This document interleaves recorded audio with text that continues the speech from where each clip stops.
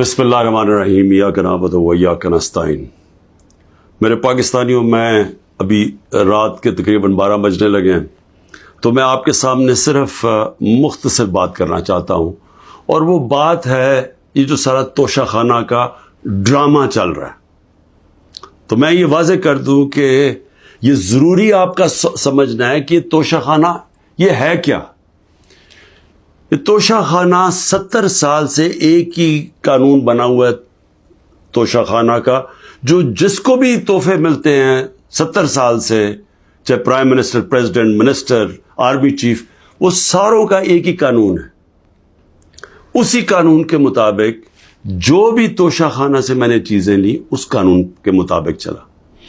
اب یہ کیس جو توشہ خانہ کا چلنا شروع ہوا، یہ آپ کو سمجھنا چاہیے کہ اس کیس کے اوپر، یہ توشہ خانہ کیس کے اوپر میرے گھر کے اوپر حملہ ہوا۔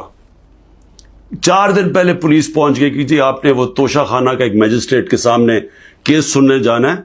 4 دن پہلے پولیس پہنچ گئی، اور یہاں پورا میرے گھر کے اوپر 26 گھنٹے اٹیک ہوا۔ مجھے جب 9 مئی کو غیر آئینی اور قانونی طور پہ اغوا کیا گیا اسلام آباد ہائی کورٹ سے، تو مجھے جب جیل میں لے گئے پولیس لائنز میں، وہاں مجھے ایک دم پتہ چلتا ہے کہ ایک جج صاحب، جج ہمایوں دلاور وہاں بیٹھے ہوئے ہیں، اور وہ آپ کے اوپر توشہ خانہ کے کیس کے اوپر کوئی کاروائی کرنا چاہتے ہیں۔ نہ میرا وکیل، نہ مجھے کیس کا پتہ، اور پتہ چلتا ہے کہ وہ ادھر آ کے میرے اوپر فرد جرم لگا کے چلے جاتے ہیں۔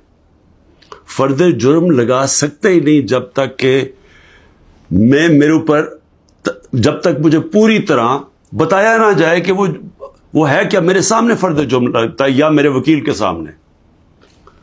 جب ہمیں یہ پتہ چلا، اس سے اگلے دن ہم نے ریکیوزل کا کہا۔ ہم نے کہا جی ہمیں ان جج صاحب سے جس طرح انہوں نے کاروائی کی ہے، ہمیں کوئی انصاف کی توقع نہیں ہے۔ یہ 11 مئی کو ہم نے کیا۔ اس کے بعد بہرحال ایک پورا سلسلہ چلتا رہا، جس میں یہ واضح ہوتا گیا کہ ایک پلان بنا ہوا ہے کہ توشہ خانہ میں عمران خان کو ڈسکوالیفائی کرنا ہے۔ مجھے ایک سوال دیے گئے، 35 سوال دیے گئے، کویشچن جج صاحب نے کہ جی ان کے جواب دو۔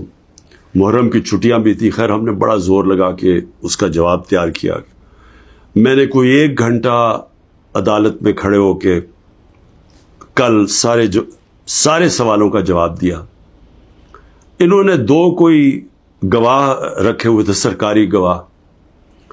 کوئی بھی ایسی چیز نہیں تھی جو میں نے 35 سوالوں میں جواب نہیں دیے، ایک ایک چیز کا جواب دیا۔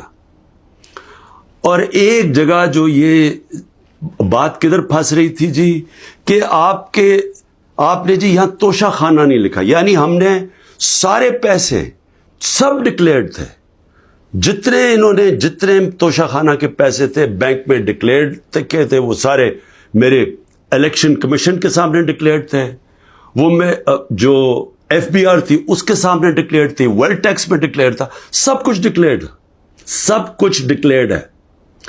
ایک جگہ پہ کہتے جی یہ پیسہ تو ہے، لیکن یہاں اس کے اوپر توشہ خانہ نہیں لکھا۔ اب یہ میرے اکاؤنٹنٹ نے بھرا ہوا تھا، 40 سال سے میری وہی اکاؤنٹنگ فرم ہے۔ تو میں نے اپنے گواہ میں لکھا کہ یہ اکاؤنٹنٹ کا کام ہے آ کے آپ کو ایکسپلین کرے، پیسے تو ہیں کہ جی اس نے توشہ خانہ پیسے کے آگے لکھا یا نہیں لکھا۔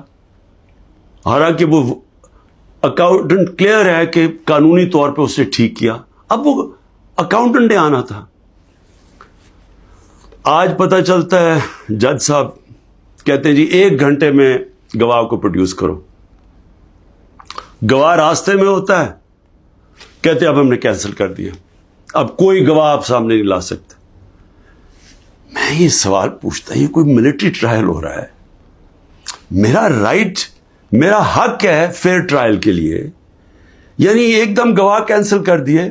میں نے کوئی 5-6 گواہ لے کے آنے تھے تاکہ وہ ایکسپلین کرے، جو 35 کویشچنز انہوں نے بھیجے ان کے جواب میں مجھے موقع تو ملے کہ اگر کوئی پوچھے، میرے وکیل ان کو سمجھانے کے لیے گواہ تو اس لیے ہوتے ہیں، گواہی سارے کینسل کر دیے، اور آج اب ایسے لگ رہا ہے کہ کل فرد جرم قائم کر دیں گے. یعنی مجھے سمجھ نہیں آ رہی کہ یہ جلدی اتنی کیا ہے. کیا کل 2 دن، آج گواہ آ جائے، کل گواہ آ جائے، اس کے بعد پھر آپ نے جج صاحب فیصلہ کرنا ہے وہ آپ نے کرنا ہے.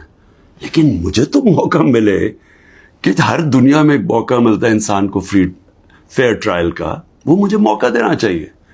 اور ابھی سپریم کورٹ میں یہ بھی کہہ دوں کہ ہم نے ریکیوزل کا بھی ان جج صاحب کا کہا ہوا ہے کہ ہمیں ان کے اوپر اعتماد نہیں ہے. وہ پڑا ہوا ہے اسلام آباد ہائی کورٹ میں. وہ اسلام آباد ہائی کورٹ بدقسمتی سے فیصلہ نہیں کر رہے چیف جسٹس صاحب. میں یہ بھی کہہ دوں کہ صرف اتنی زیادہ پتہ نہیں میں کتنے کیسز میں ہوں، صرف 2 ججز کے اوپر میں نے ریکیوزل کا کہا ہوا ہے. ایک اسلام آباد ہائی کورٹ کے چیف جسٹس اور دوسرے یہ جسٹس دلاور.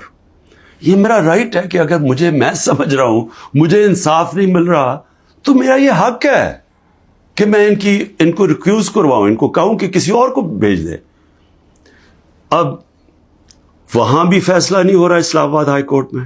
ہم سپریم کورٹ میں گئے ہیں، سپریم کورٹ کہہ رہے ہیں کہ اسلام آباد ہائی کورٹ فیصلہ کرو، اور سپریم کورٹ نے کہا کہ تب تک انہوں نے جسٹس دلاور نے فیصلہ نہیں کرنا جب تک کہ یہ اس کے اوپر فیصلہ نہیں ہوتا ٹرانسفر پہ. لیکن مجھے لگ رہا ہے کہ کل انہوں نے فیصلہ کر دینا ہے، اس لیے میں رات کو لیٹ آپ کے سامنے آ رہا ہوں. میں آخر میں ایک اور بات کہتا چلوں کہ فیس بک پہ 2014 میں جسٹس دلاور نے اپنی فیس بک پہ میرے اوپر ایسے ریمارکس دیے ہوئے ہیں جس سے لگتا ہے کہ وہ مجھے انصاف نہیں دے سکتے. یعنی ان کی ایک پرسنل ڈسلائک اس میں سامنے آ رہی ہے. ہم نے یہ چیف جسٹس صاحب اسلام آباد والوں کو کہا کہ دیکھیں یہ پریجوڈسڈ ہے. انہوں نے جا کے ایف آئی اے کو کہا کہ بتاؤ کہ جناب یہ ٹھیک ہے یا نہیں، یہ جو فیس بک پہ ان کی پوسٹ تھی. ایف آئی اے نے وہ چیک کر کے کہ کیونکہ وہ ڈیلیٹ کر چکے تھے پوسٹ، انہوں نے واپس کہا دی وہاں تو پوسٹ ہی نہیں ہے. دیکھیں بڑا آسان کام ہے. اگر آپ اس ملک پہ انصاف چاہتے ہیں، میں چیف جسٹس صاحب اسلام آباد آپ کو بھی کہتا ہوں اور ایف آئی اے آپ کو بھی کہتا ہوں، ایک فیس بک کو ایک صرف لیٹر جانا چاہیے آپ سے، ایک ای میل کریں کہ یہ کیس ہو رہا ہے. 90 دن تک ان کے پاس ریکارڈ ہوتا ہے. اگر آپ ڈیلیٹ بھی کر دیں کوئی پوسٹ تو 90 دن تک فیس بک کے پاس اس کا ریکارڈ ہے.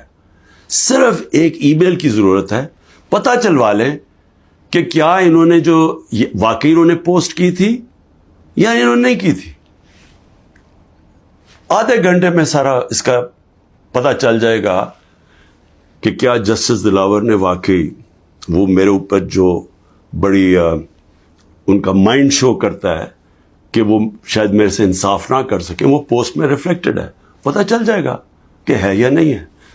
تو ہم صرف میں یہاں بیٹھا ہوا ہوں، 200 کیسز ہونے لگے ہیں، ایک فیس کرنے کے لیے تیار ہوں، فیس کر رہا ہوں.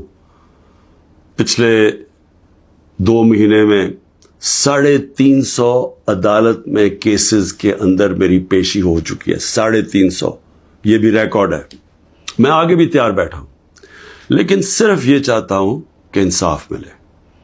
اور انصاف ملنا کوئی مشکل کام نہیں ہے. اگر صرف مجھے یہ موقع دیا جائے کہ اگر میں یہ سمجھتا ہوں کہ کوئی جج میرے سے انصاف نہیں کر رہا تو یہ میرا حق ہے کہنا کہ جی ٹرانسفر کر دیں کیس کسی اور جج کو. تو میں ابھی بھی امید رکھتا ہوں کہ کل فیصلہ کرنے سے پہلے اسلام آباد ہائی کورٹ اور سپریم کورٹ میری بات سنیں گے تاکہ مجھے فیئر ٹرائل مل سکے. شکریہ.